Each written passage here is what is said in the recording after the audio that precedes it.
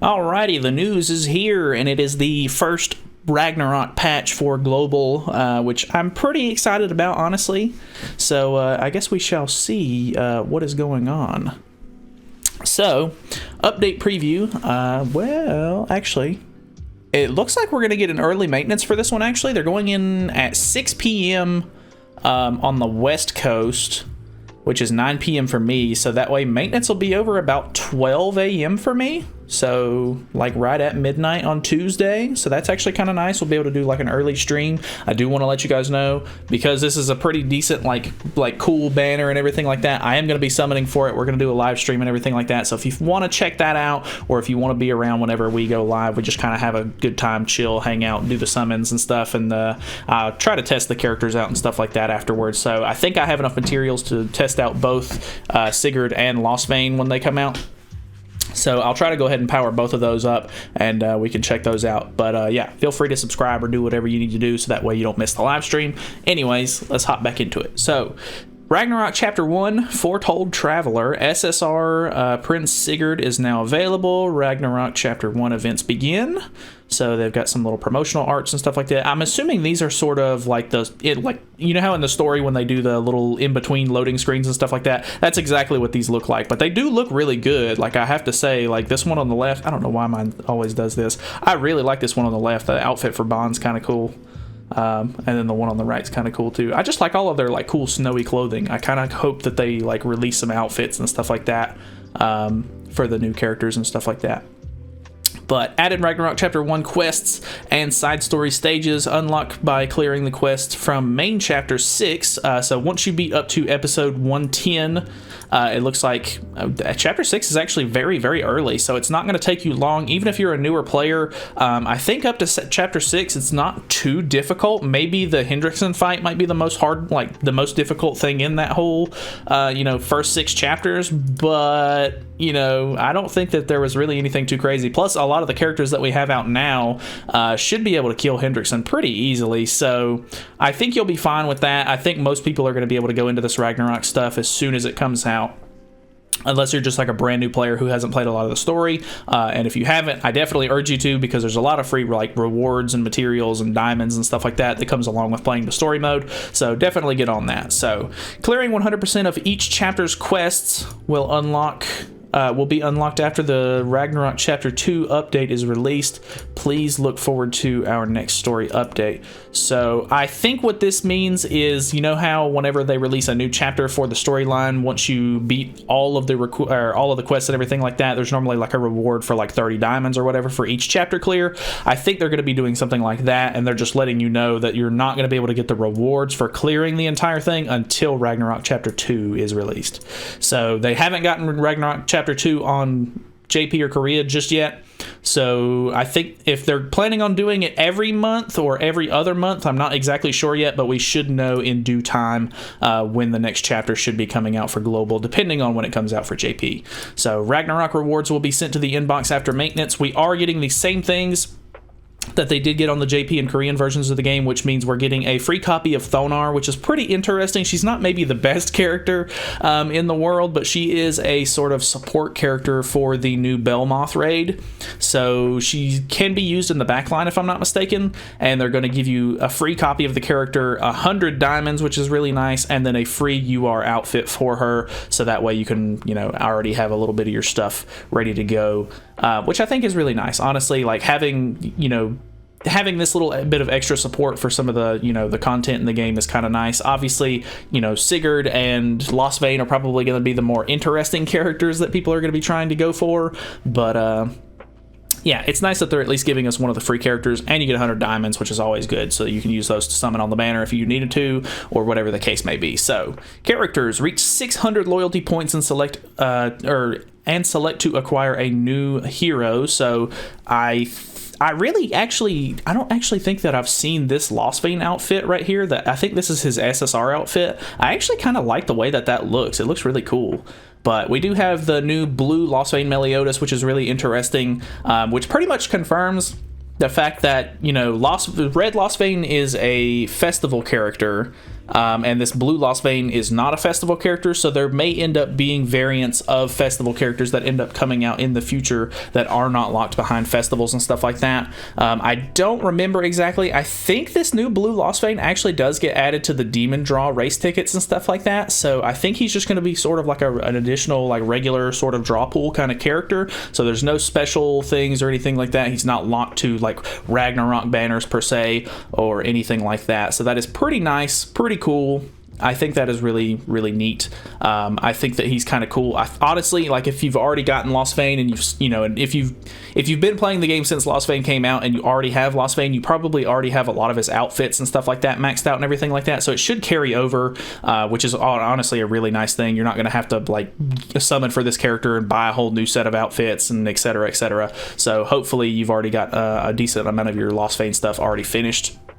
For me, for example, I do have all of my cosmetics already done, and I do have a UR set for just Meliodas in general already, so I should be able to use him pretty much straight out of the box. Honestly, you might end up having to summon, if you're really wanting to like push his ultimate and have him to be the best that he can be. He does have the exact same ultimate as Red Lostvayne, so you're going to have to, invest a little bit into him so that way you can get your ult level up so it does more damage, etc.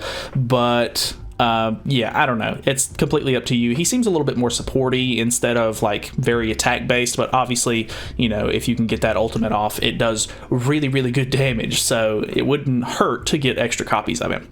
Thonar, like I said, is support for the Belmoth raids. And then Sigurd is actually really, really interesting because his passive makes it to where he is not only a human, but can be placed on demon teams as well. So he can be placed on the Assault Mode Meliodas team and have Assault Mode's passive still activate and everything like that, which is really, really cool in my opinion. So I think that is really, really cool. Honestly, he's probably the big prize out of the whole summons and everything like that. But for my summon specifically, I think if I can pull either one of these characters just 1/6, and I get to the 600 mark, I'll just grab the other one and then call it a day. If I can pull both of them early, I may end up just dipping out of the banner. I don't know, because there's obviously some pretty interesting stuff coming out on the JP and Korean versions with the whole summer units and everything like that. So I don't know. We'll just have to see. They are giving us 100 free diamonds, so I may end up just going ahead and doing a full rotation.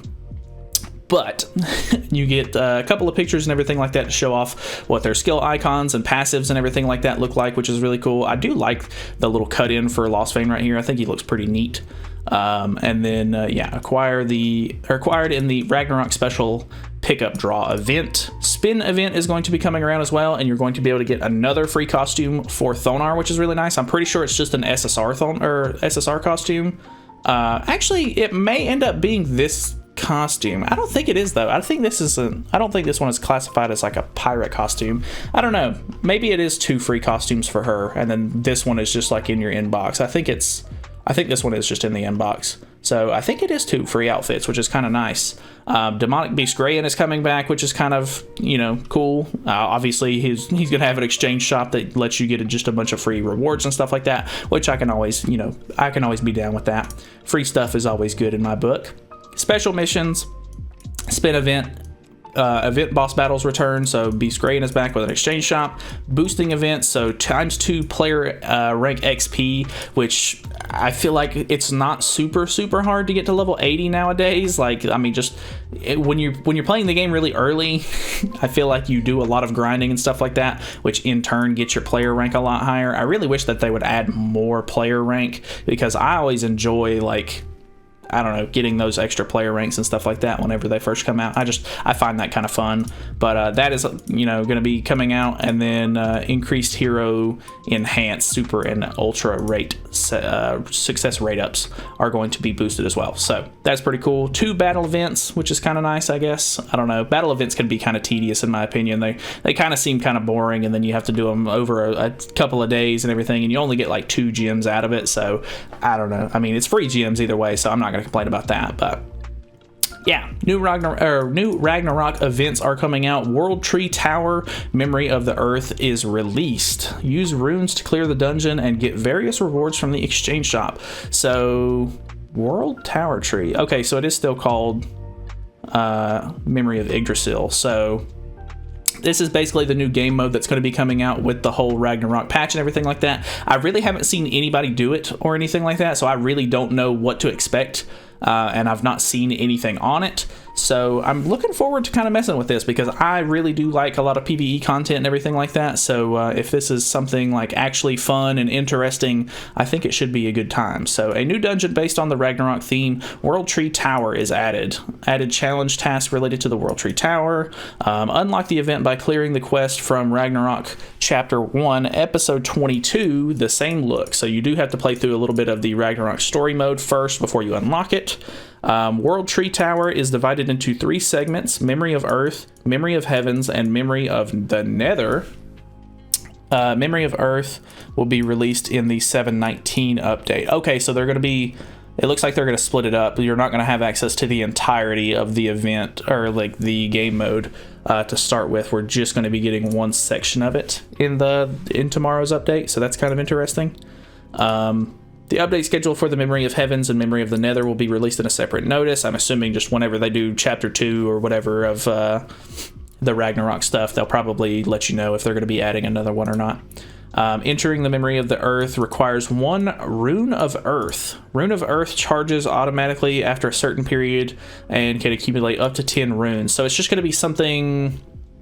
sort of like the PvP tickets and everything like that, where there's just a timer on it, and you'll gain 1 of them every time every time the timer, ticks all the way down to 0, which is okay, I guess. I mean, there's already a couple of things in the game that you kind of have to like worry about that are time based, I guess, but I don't know, it's whatever. So, stage clear rewards. It looks like there is 5 different stages on it. You're going to get a diamond for each one, and then whatever these are, I have no idea what those are. Log into the game to find out more details regarding the rewards.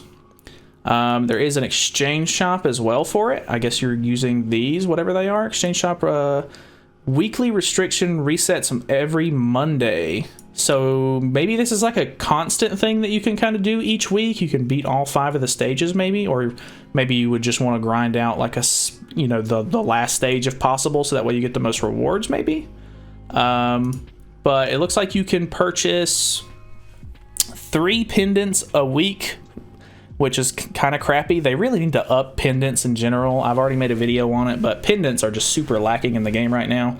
But you can purchase up to a maximum of 3 pendants per week for 300 each, 5 hammers a week for 180 each, 7 Super Awakening tokens for 160 each. So I'm surprised that like the Super Awakening tokens are as cheap as they are whenever... I don't know. Ssr pendants, we need them. Anyways, these 2 are kind of useless, whatever.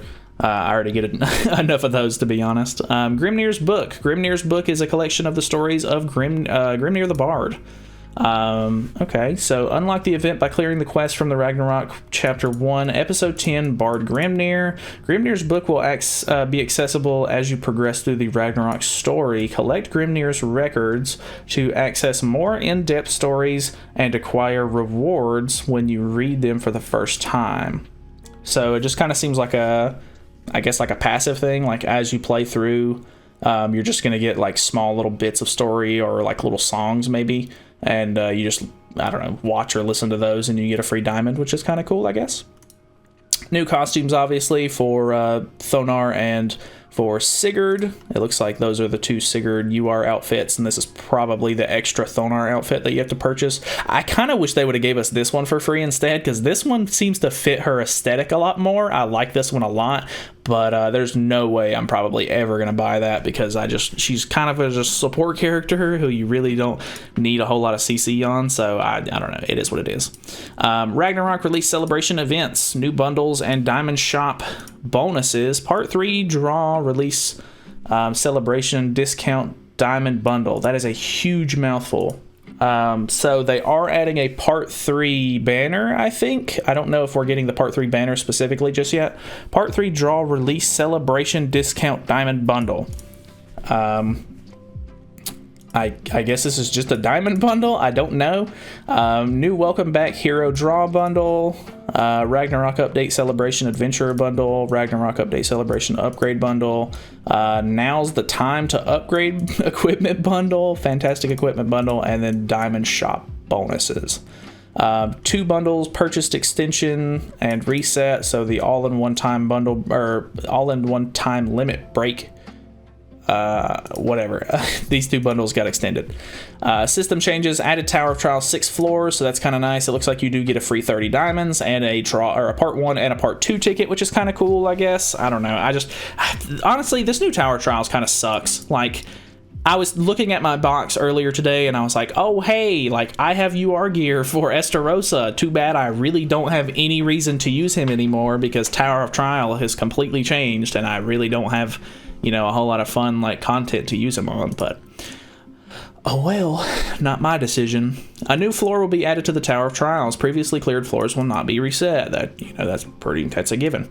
Enemies special effects and uniques are hidden in each stage. Blah blah blah. We already know that. Come up with various strategies to beat the Tower of Trials floor. Okay, whatever. So they are adding UR engravings for Sigurd and Thonar, which is really cool. Added season 3 Tavern appearance settings. Okay, so maybe they're could you not customize the new Tavern? Maybe I don't know. I don't use this Tavern. I like the old Tavern a lot better, so I don't know. I may end up messing with this a little bit though. Unlocks upon clearing the new Tavern from main chapter 13. Change the appearance of the Tavern from season 1 and season 3 by talking to Hawk in the Tavern and selecting Tavern decorations. Change Tavern. Okay, so that's kind of cool, I guess. Check-in reward update. So this is really big. Currently, this is the one that we have right now, where it's literally just some crappy gold. We get 3 diamonds, a really crappy ticket, more crappy gold, 3 diamonds, and then 1 race draw ticket and a part 1 ticket, which is pretty bad, honestly. So they're finally updating that. They're doing it on a now 2-week system instead of a 1-week system, where we're going to get some upgrade potions, which I don't really care for, to be honest. We are getting up to 5 diamonds now, which is kind of nice. A Ssr pendant, which is pretty good. It kind of sucks that there's not more than 1 in here, and now that it's a every 2-week thing, this is, you know, just once every 2 weeks you're going to get 1 pendant. That's really lackluster. Some stamina potions, which is kind of okay. Some UR treasure chests, which I'm sure are worth more than these two combined. 5 more diamonds, part 1 ticket, 2 of the race draw tickets here. This is a race draw 1 ticket. 5 more diamonds, 3 super awakening coins, some awakening stones, which is kind of okay. I'm not gonna hate on those because it is at least the 5-star awakening stones, but I have a ton of them already. But for newer players, it might be kind of nice. And then some part 2 or some race draw 2 tickets as well. It's still just 2 of them. I don't know. It would be nice to get like a whole multi out of it, I guess, every 2 weeks, but whatever. It is what it is. 5 more diamonds and then a part 2 ticket. So I like this better, but at the same time, I don't think it's perfect. It is what it is though. All right, the newly updated check-in rewards will be applied after the maintenance. Once all existing check-in rewards are acquired on the 7th day, the new check-in rewards will start the next day. So that means that you're going to have to go through all of your current one to now move over to the 2-week one. So that's, I guess, understandable. It is what it is. So I don't really care about any of that. Oh, they're just giving an example of it. So that's kind of nice, I guess. All right, there is a part 3 draw now. Ssr Hero Lineup is going to be Ludosiel, Gerard, Tarmiel, Sariel, the newer-ish Green Arthur, who's really good for PvE content. Nanashi is in there for some reason, which is pretty interesting. I figured he would probably be in like part 2 or something like that, but I guess he never got added to part 2, so I guess that makes sense. Chandler is on there, Excalibur Arthur is on there, and then Danafor Liz is on there as well. So that's honestly a really, really good lineup. The only ones you maybe wouldn't want is Gerard and maybe not Nanashi. I mean, a lot of people don't really care for Danafor Liz, but she is so good, actually. She's really, really good for the new Belmoth raids and stuff like that. Like, absolutely, like, a banger. Like, great unit. So, this is a really solid lineup. I would say if you have, like, extra diamonds to waste, or if you just really need one of these characters, as soon as this banner comes out is going to be the best time to summon on it, because you're going to have, like, the highest rates to get any of these selective characters. So, if you need Chandler, or if you need any of the Archangels at all, this would be your time to summon on it. I don't really advise it, because obviously there's always new and interesting stuff coming out that's, you know, changing the meta and everything like that. And to be honest, I mean, yeah, people still do run some of these archangels and stuff like that in PvP, but they've definitely calmed down a lot considering where the meta's at the moment. So yeah. All right, new Fort Solgris coin dungeon. So they are changing the way that the coin dungeon. No, this is the new variant of the coin dungeon actually. So this is the brand new thing that I don't remember. I don't think I've ever even seen what this is. So it's under Battle Fort Solgris special new coin dungeon. Forbidden Square is added.